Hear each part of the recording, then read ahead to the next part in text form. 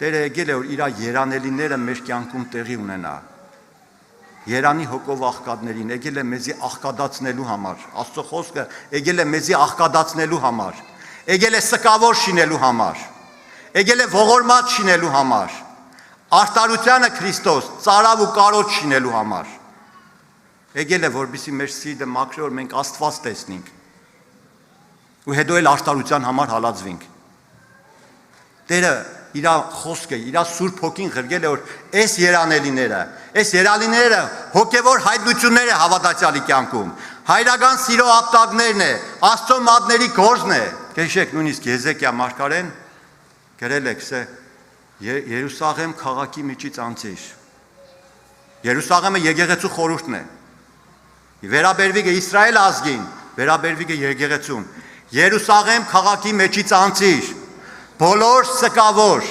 ողբացող մարդկանց ճակատին, ծերը, մանուկը, երիտասարդը, պատանին,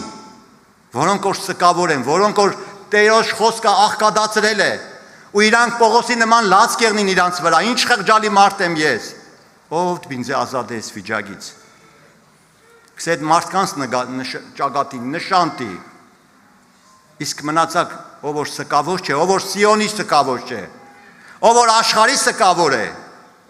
մենակ լաց կեղնի որ իրանց ցավցրին, ուրիշներին կմեղադրե, սրանք աշխարհի սկավորներ են, գսե իրանց զարկ, այս մարդիկ հավատացյալ չեն դառնա, եթե չապաշխարեն։